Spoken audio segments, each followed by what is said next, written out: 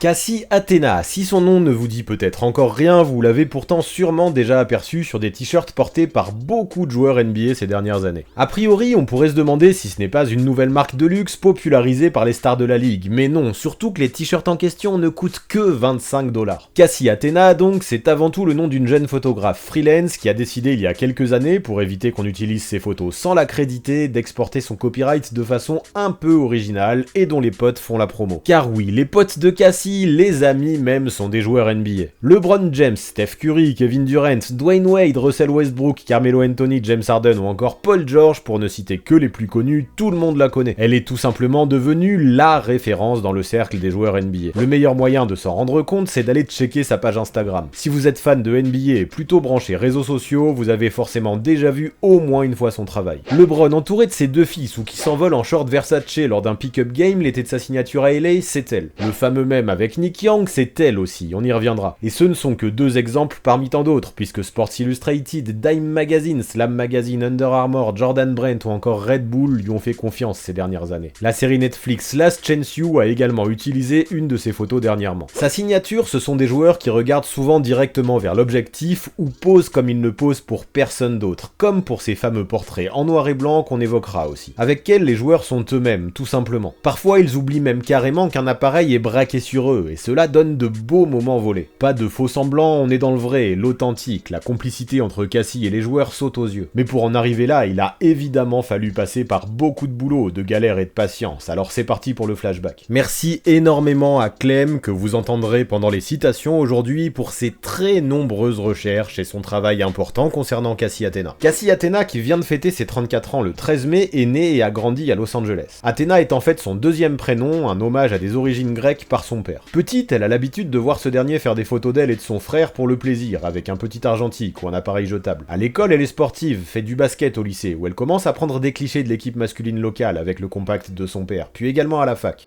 Quand j'étais en dernière année de lycée, Sasha Vujacic avait été drafté par les Lakers et j'ai eu envie de suivre sa carrière parce qu'il était serbe comme ma mère. L'équipe galérait, c'était la première année sans Shaq et Phil Jackson. Quelques personnes de ma famille avaient des season tickets et j'en profitais parce que personne d'autre ne voulait y aller. Voir les matchs NBA en vrai, c'était une expérience totalement différente et ça m'a tout de suite plu. Intéressée par une carrière dans le motion design, elle intègre d'abord le Glendale Community College, où en plus du basket, elle fait aussi du volley et de l'athlétisme. Sur le campus, elle est amie avec beaucoup d'athlètes, filles ou garçons, et elle les prend régulièrement en photo, que ce soit pendant les entraînements ou pendant les matchs. C'est là-bas que s'opère un premier déclic grâce à l'un de ses professeurs de graphisme. Vous voyez les vidéos qui sont projetées sur le grand rideau au milieu du terrain avant les matchs des Lakers pour hyper le public? Mais c'est lui qui les faisait, et il a été le premier à me dire que je pouvais combiner mon amour du sport et de la photo. Pour se payer un meilleur appareil photo, elle commence à bosser chez Dick's Sporting Goods, une chaîne de magasins de sport aux États-Unis. Elle change aussi de fac et arrête de jouer au basket, mais pas de prendre des photos. Avec l'aval de l'université et aidée par un ancien camarade de Glendale, membre de l'équipe de basket, elle commence à shooter l'équipe masculine. Les gars kiffent et elle se retrouve vite au bord du terrain, non seulement à Cal State Northridge, sa nouvelle fac, mais aussi à Long Beach State, Santa Barbara et San Diego State, où évoluent des joueurs comme James Ennis, Casper Ware, Orlando Johnson ou encore Kawhi Leonard, déjà de gros noms dans sa shooting list. En 2010, elle décroche son diplôme, puis démarre un stage de 12 mois non payé en tant que coordinatrice effets spéciaux pour des séries comme True Blood ou Once Upon a Time, mais aussi des films.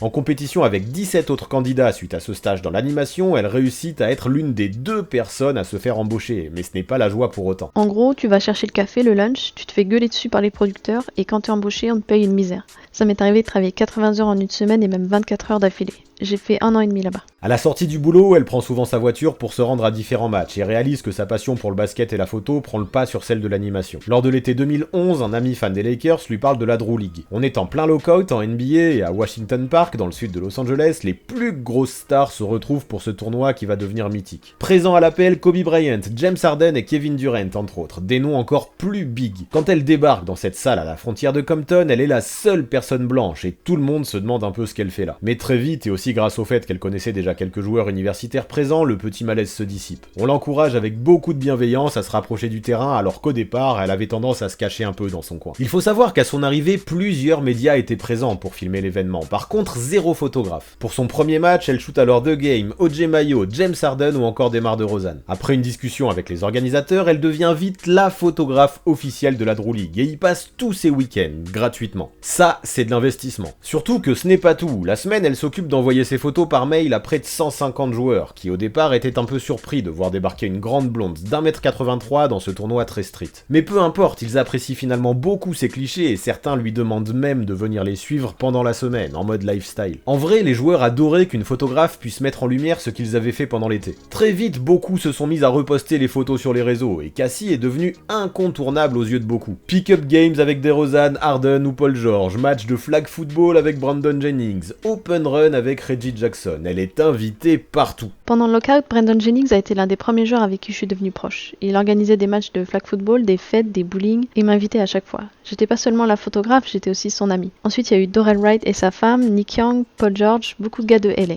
Cet été-là, ses parents, un peu incrédules, la poussent néanmoins à trouver un job. Aïe. Et le 18 août, jour où Kobe Bryant débarque et claque 47 points plus le panier de la victoire dans une frénésie complète, elle fait le choix de ne pas sécher le boulot et rate donc le match devenu mythique. Dommage. Cela ne l'empêchera pas de shooter le Black Mamba plus tard au cours de sa carrière, mais là, c'était une belle occasion qui était manquée. Pas grave, à la fin de l'été, elle a déjà un carnet d'adresses en béton, mais problème, aucun média ne la prend vraiment au sérieux. C'est ainsi qu'elle décide de démarrer sa page Instagram pour tenter de percer par elle-même. En novembre, elle contacte The Game, qu'elle avait déjà shooté, rappelez-vous, qui lui propose de la prendre sous son aile pendant la saison NBA, en la faisant entrer dans le monde de la musique. Soirée, concert, tournage de clips, le rappeur amène Cassie partout, où elle rencontre 2 Chainz, Rick Ross ou encore Chris Brown. Quand on vous dit qu'elle est l'amie des stars, on ne blague pas. Elle apprend peu à peu à développer son image de marque, à devenir sa propre patronne, mais aux côtés du rappeur, elle step up dans la technique aussi. Saisir l'instant, l'émotion du moment, c'est aussi ce que le padré lui a transmis. Je veux que les gens ressentent quelque chose quand ils voient une photo.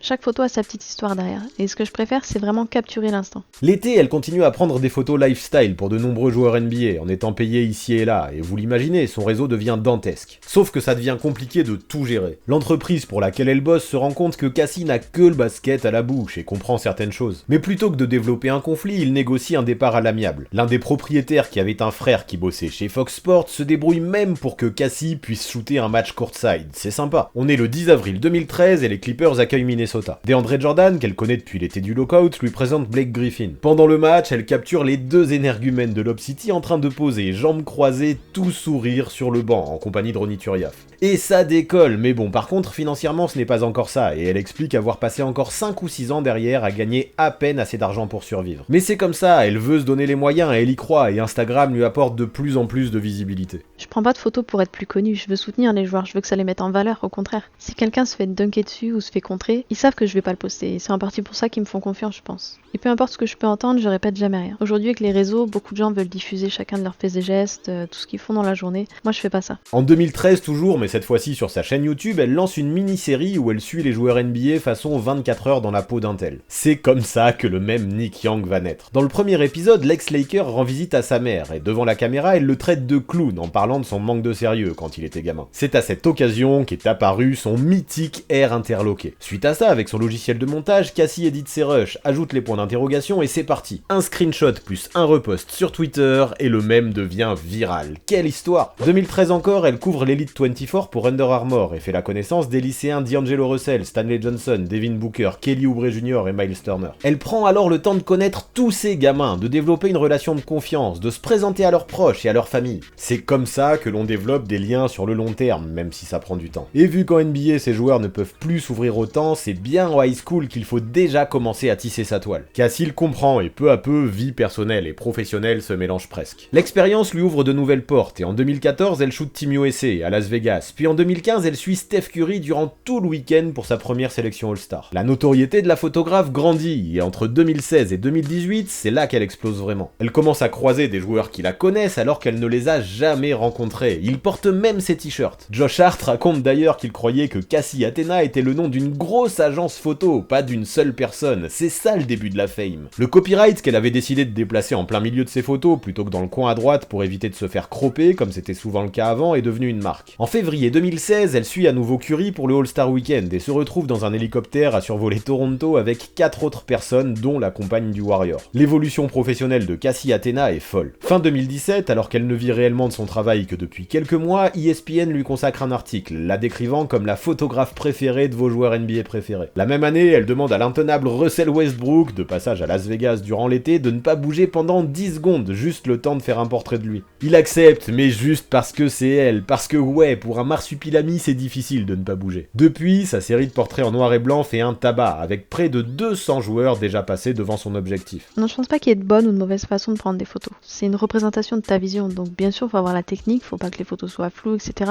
Mais grâce au digital, on a beaucoup de styles de photographes différents aujourd'hui, et il y a beaucoup de créativité. Début septembre 2018, elle est à New York avec Victor Oladipo pour la Fashion Week, et au culot, elle va réussir un gros coup. Alors qu'elle avait atterri tôt le matin, elle profite de son avance pour aller assister à un scrimmage organisé par Chris Brickley, en présence d'une dizaine de photographes et de plusieurs grosses stars NBA. Sauf que tout ne se passe pas comme prévu. Quand LeBron débarque, la sécurité oblige tout le monde à ranger son matos. Tout le monde écoute sagement, mais Cassie, qui sort d'un vol de 6 heures, insiste, listant son CV au garde du corps, pendant qu'à quelques mètres, le King glace ses shoes. Le molosse ne veut rien entendre, mais LeBron, lui, est attentif à tout ce qui se dit, et reconnaît Cassie. Il se lève alors, fait un hug à la photographe, et voyant ça, le gorille ne peut que la laisser passer. Elle shoot alors le King, poste ses clichés sur Insta, et gagne un nouveau follower, LeBron James himself. Pas mal, non? Il faut dire aussi que quelques mois plus tôt, elle avait déjà pris LeBron et Wade en photo avec leurs enfants à Las Vegas. Avec ces joueurs-là, tu peux pas juste approcher et les prendre en photo comme ça, parce que ce sera non. J'étais à Vegas pour des tournois high school et Team USA était là aussi. Je connaissais déjà un peu Zahir, je connaissais pas bien LeBron à l'époque, donc je pouvais pas insister. À la fin du match, je voulais prendre Zahir et Bronny qui parlent ensemble sur le terrain. La sécurité poussait tout le monde, mais Zahir m'a demandé de prendre une photo de lui avec Bronny et LeBron. J'ai pris une photo, puis LeBron a commencé à parler avec D-Wade, et c'est lui, D-Wade, qui m'a demandé de prendre une photo d'eux tous ensemble. Depuis, elle a par exemple aussi capturé au bord du terrain le buzzer beater de Wade contre les Warriors en 2019, et tout plein d'autres moments restés légendaires. Mais cela ne veut pas dire qu'on lui déroule le tapis rouge partout où elle va. Surtout qu'en tant que femme, dans un milieu très masculin et très compétitif, rien ne lui est offert. Beaucoup lui ont mis des bâtons dans les roues toute sa vie, par jalousie. Partout où elle va, la sécu ne la lâche pas, on lui demande sans arrêt de montrer ses accréditations, mais peu importe. La photographe n'a jamais rien lâché, continuant à tisser des liens de la façon la plus cool possible avec les gens les plus cool possibles. Ses accès, elle les obtient la plupart du temps seule, via ses relations, alors même que certaines marques ont décidé de la blacklister, l'empêchant de couvrir tel ou tel événement. Mais ça ne change rien aujourd'hui, les liens qu'elle a réussi à nouer lui garantissent sa réussite. Le plus important, c'est d'être digne de confiance, d'avoir une constance dans le travail et de produire un contenu de qualité. Il faut apprendre des gens à être comme une éponge, tout absorber.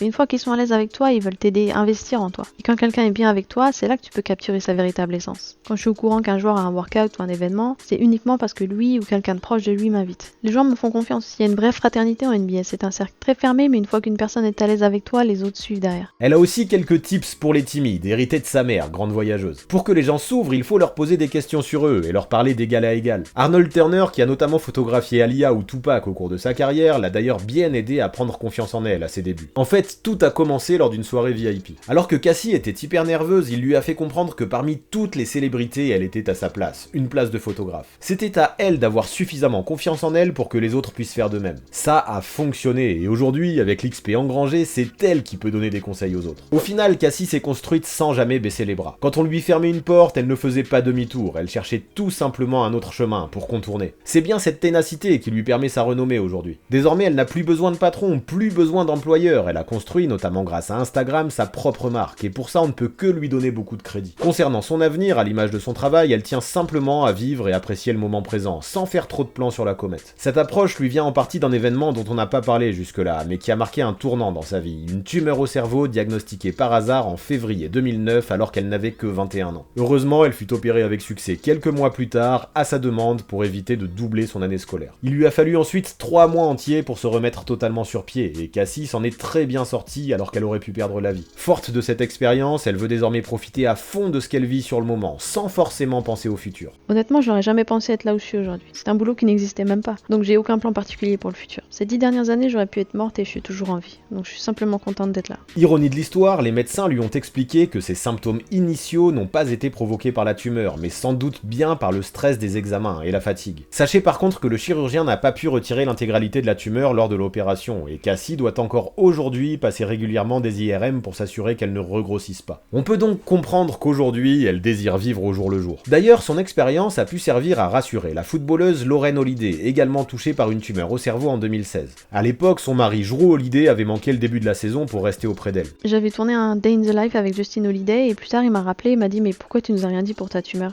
Et puis ils m'ont demandé si je pouvais parler à Lorraine. À ce moment-là, personne ne savait pour elle. On avait exactement la même tumeur, mais pas au même endroit, et en plus elle était enceinte. Je l'ai rassurée en lui disant que j'étais la preuve vivante que ça se passerait bien. Même si avec la pandémie les habitudes ne sont plus les mêmes et que ses accès en saison sont d'autant plus restreints, c'est en été qu'Athena reste la plus sollicitée. Au cours de ses années de travail, elle a notamment passé 2 mois à suivre Stanley Johnson, qui lui a ouvert beaucoup de portes à ses débuts. Un peu plus tard, elle a également fait 1 semaine aux Bahamas avec Buddy Hield, plutôt sympathique comme programme. Elle connaît également très bien les frères Ball et notamment Lamelo qu'elle suit depuis qu'il a 12 ans. Pour continuer dans les exemples, elle est aussi proche de joueurs d'ex-Yougoslavie, car elle parle couramment le serbe et a d'ailleurs déjà accompagné Bogdan Bogdanovic plusieurs fois au pays. Vous l'avez compris, les journées de Cassie sont complètement imprévisibles. En plus d'être la photographe préférée de tes joueurs préférés, elle est aussi leur amie, la leur mais aussi celle de leur famille. Ce côté aventure dans lequel un texto d'un joueur peut changer l'intégralité de ton programme lors d'une journée, c'est ça qui l'anime. Que ce soit lors des séances de shoot, lors des matchs ou même lors des sorties avec les joueurs, jamais elle ne se sépare de son appareil. Désormais, pour continuer à vivre encore plus le moment, elle a même appris à travailler vite, à faire des retouches immédiates, puis ajouter son copyright pour transférer son travail instantanément. Forcément, c'est ça qui plaît aussi aux joueurs. Aujourd'hui, en attendant que la situation sanitaire s'améliore, elle s'investit d'autant plus dans sa ligne de vêtements et est désormais représentée par l'agence Astoic Management, créée par des amis à elle. J'ai embauché un designer et j'ai de nouveaux produits en ligne maintenant. D'ailleurs, il y a une vingtaine de joueurs qui ont porté mes nouveaux shorts dans la bulle, donc j'étais contente. Les gens ont tendance à vouloir tout contrôler, mais parfois on doit juste prendre du recul et faire confiance au process. Actuellement, je me concentre sur le développement de ma ligne de vêtements donc, mais aussi sur l'élargissement de mes connaissances et de mes compétences en photo. Malheureusement, alors que l'expérience aurait pu être dingue, la bulle de 2020, elle n'y a pas participé. La NBA n'a pas souhaité l'embaucher, et les joueurs lui ont de toute façon déconseillé de venir, car elle aurait dû rester enfermée dans sa chambre d'hôtel la plupart du temps. Le 11 mars 2020, soir de la suspension de la saison, elle était à la Nouvelle-Orléans pour le match Kings-Pelicans. Pendant de longs mois ensuite, elle n'a pas pu retrouver les parquets NBA, mais sa proximité avec les joueurs lui a permis de rester active en coulisses, entre workouts, pick-up games privés ou matchs de high school. Elle a également pu immortaliser la soirée de draft de Kenyon Martin Jr. en novembre, et aux dernières nouvelles, là, elle était chez elle, du côté de LA, notamment pour shooter les Clippers.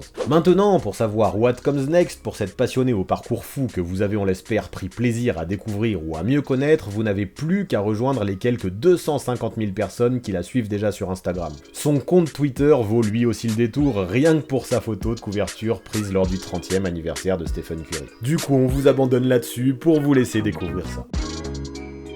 Avant de partir, pensez à vous abonner à la chaîne de Basket Info, mais aussi à celle du 6ème homme afin d'obtenir 2 visions complémentaires de la NBA. Les dernières vidéos mises en ligne apparaissent juste sous vos yeux.